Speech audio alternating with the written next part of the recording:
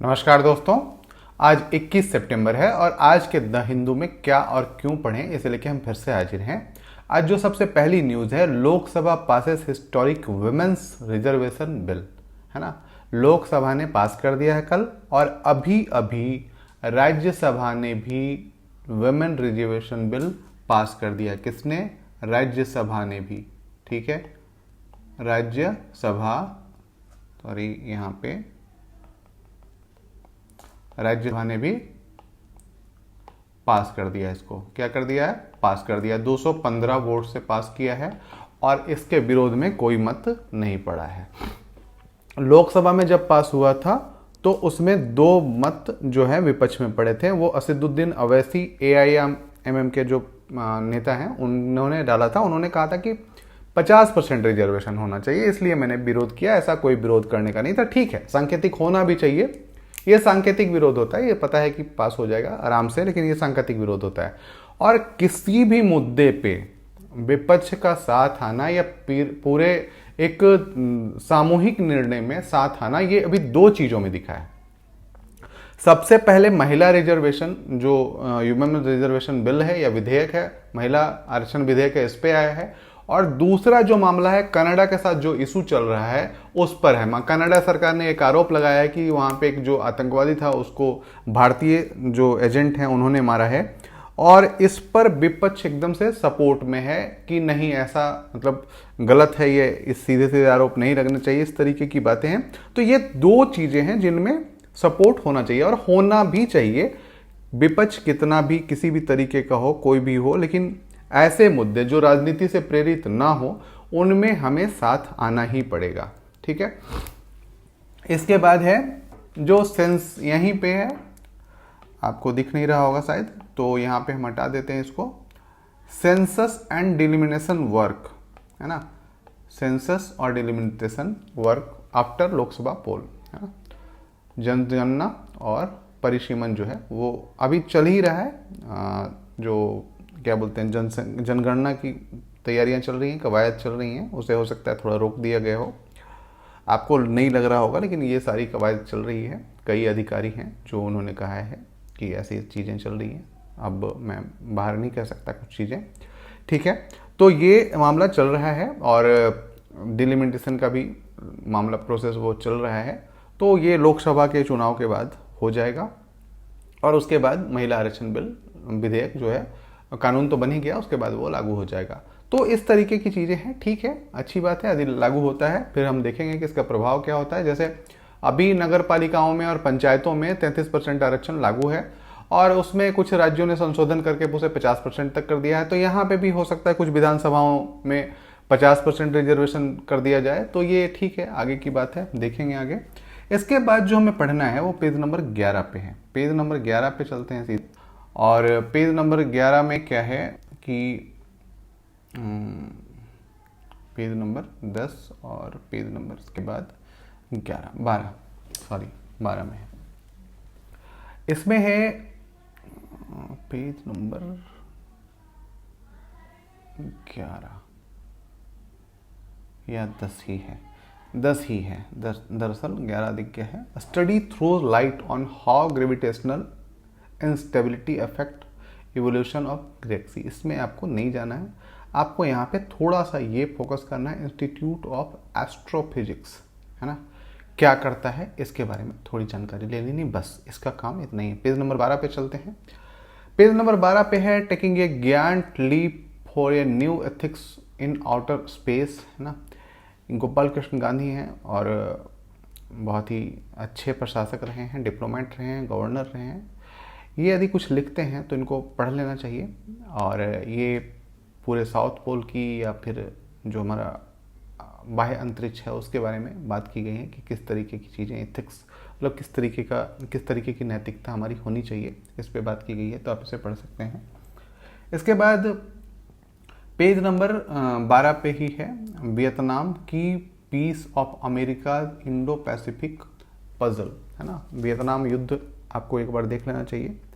और वियतनाम और US president के बीच मतलब एक समझौता या वियतनाम के करीब जाने की बात चल रही है अमेरिका के, और इसी पे एक मतलब वियतनाम एक ऐसा देश है जो एक तरीके से इंडो पैसिफिक क्षेत्र में आपको मतलब बाधाएं खड़ी कर सकता है। आपको वियतनाम युद्ध आपको एक बार देखेंगे तो आप इस चीज़ को समझेंगे। इसको पढ़ने के पहले आप वियतनाम युद्ध जरूर देखें, ठीक है। और किस प्रकार से उसके बाद अमेरिका की विदेश नीति इस देश के प्रति बदली है, उसको आप जरूर देखें, तो ये आपको समझ में आएगा। लेकिन पहले आप वियतनाम युद्ध जरूर देखें, ठीक है। इसके बाद पेज नंबर 13 पे है women's share in assemblies less than 10% in 20 state. बहुत सारे ऐसे राज्य हैं जहाँ पे 10% से कम है महिलाओं की उपस्थिति जो है कम है। छत्तीसगढ़ 14.4% है ना। और ये असेंबली इलेक्शंस हैं जो अभी हुए हैं, पहला, दूसरा, तीसरा, चौथे में भी ये 14.5, झारखंड में भी 12.5%, इसमें वेस्ट बंगाल में 13.5, 11.5 है ना। यूपी में भी बहुत कम है, मतलब 18 यहाँ पे दिया गया है। और इसके नीचे आप देख सकते हैं कितना परसेंट है, ये तो असेंबली की वो है, कितनी असेंबलियाँ हुई हैं। अभी यूपी में देखें तो आप यहाँ भी कम है। और यहाँ पे एक माप का आंकड़ा दिया गया है, Trinamool INC share in assembly जो है, मतलब बहुत ही कम है। ये आप देखें तो मिजोरम में 0 है ना। नागालैंड में 3%, 1.5%, 2%, 3%, 4%, 4.5%, मतलब कुल मिला के यहाँ पे एक। और पंजाब जैसे राज्यों में भी, बिहार जैसे राज्यों में भी बहुत कम है। और इसको यदि हम देखते हैं तो ये वुमेन रिजर्वेशन बिल काफ़ी हद तक बहुत अच्छा करेगा। और हम कुछ पार्लियामेंट में यदि देखते हैं कुछ देशों में, तो इंडिया में 2023 में 15% के करीब है, पर ये 1990 में 5% था, ठीक है। अर्जेंटीना में 6.3% था 1990 में, और अभी 44% के करीब है। वहीं पे स्वीडन में देखें तो काफ़ी अच्छी रही है स्थिति, 38.4%, और अब 46%। नॉर्वे में भी वही लगभग स्थिति है, 46% के करीब। चाइना में 26% है, जर्मनी में 35%, रसिया में 16%, 28% यूएस में, और यूके में मतलब 1/3 है ना। तो इस प्रकार की स्थिति देखते हैं। लेकिन फिर भी कहीं पे भी 50% के करीब नहीं है, इन दोनों देशों को छोड़ के कहीं पे भी 50% के करीब नहीं आंकड़ा जा पाया। या 4 देश हम ले लें तो ये 40+ है, बाकी कहीं पे भी 40+ शेयर नहीं है। तो 4 देश कौन? तो अर्जेंटीना है, साउथ अफ्रीका है, स्वीडन है और नॉर्वे है। ये 4 देश हैं जहाँ पे। और इसी के बाद यहाँ पे दिया गया है जो हम लोकसभा है उसमें 1952 में 4% था, 5%, और अभी जो है 14.4% के करीब पहुँच चुका है। तो ये अच्छी बात है कि थोड़ा ऊपर हम आए हैं, है ना। तो इसको आप थोड़ा सा पढ़ लीजिएगा। इसके बाद हमें जो पढ़ना है वो 14 पे, ये review of Pakistan higher judiciary. अब एक यहाँ पे एक आपको तुलना करने का अवसर मिलेगा कि पाकिस्तान की हायर जुडिशरी किस प्रकार से काम करती है और क्या क्या आप एक सिमिलरिटी देख पाते हैं, या जो डिफरेंसेस हैं इंडियन जुडिशरी के साथ वो देख सकते हैं। तो आप इसको एक बार पढ़ लेंगे।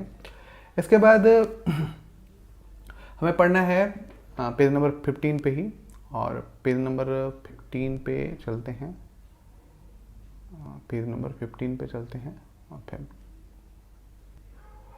What is the tussle between central government and Waqf board, है ना। तो ये दिल्ली सरकार मतलब केंद्र सरकार और दिल्ली वक्फ बोर्ड के बीच में क्या चल रहा है। और सबसे पहले बात यहाँ पे आपको ये जानना है कि वक्फ बोर्ड होता क्या है, तो इसको आपको थोड़ा डिटेल में जानना है। वक्फ बोर्ड ऐसी एक संस्था है जिसके अंतर्गत यदि कोई ज़मीन आ जाती है तो उसे मतलब केस या उस पर वाद उत्पन्न नहीं किया जा सकता। और इसी पे अब थोड़ा डिबेट हो रहा है कि ऐसा क्या कानून है या किस तरीके की चीज़ें हैं, और कितने प्रॉपर्टीज़ को ले लिया गया है ना, और कौन कौन सी ऑनरशिप, ये मतलब बहुत सारी दिक्कतों वाला मामला है। तो इसको आप पढ़ लेंगे, वक्फ बोर्ड जान लेंगे बस।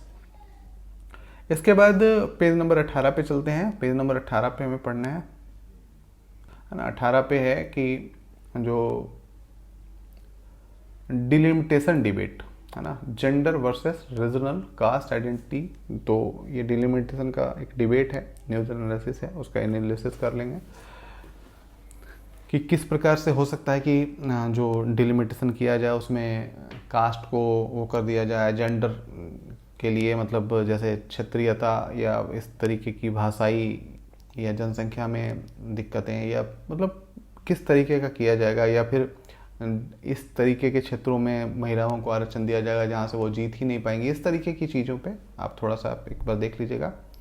इसके बाद है constitution bench to examine validity of extending quota, जो एक्सटेंडिंग कोटा जो करा गया है 10% का, या फिर उसके बाद जो थोड़े बढ़ाए गए हैं कि 10 साल के लिए और बढ़ाया जाए, तो उसको क्या उसकी क्या वैलिडिटी है, उसी पे बात की गई है। आप देखे होंगे, आपने देखा होगा कि जब भी हम SC/ST की बात करते हैं तो उसे 10 साल के लिए दिया गया था और हर समय एक्सटेंड कर दिया जाता है 10 साल के लिए, तो उसकी वैलिडिटी आप मतलब एक तरीके से कॉन्स्टिट्यूशन बेस्ड देख रही है, तो ये आपको देखना है। और इसके बाद जो हमें देखना है वो हमारा पेज नंबर लास्ट पे है, oldest yet fossil of A plant eating dinosaur found in Rajasthan. तो प्लांट ईटिंग मतलब शाकाहारी डायनासोर पाया गया है कहाँ पे, तो राजस्थान में। इसके बारे में थोड़ी जानकारी ले लीजिएगा। बस दोस्तों, आज आप पहली बार आए हैं यदि इस चैनल पे, तो प्लीज़ लाइक, सब्सक्राइब, शेयर जरूर कर लीजिएगा। कमेंट जरूर करिएगा कैसा लगा। धन्यवाद।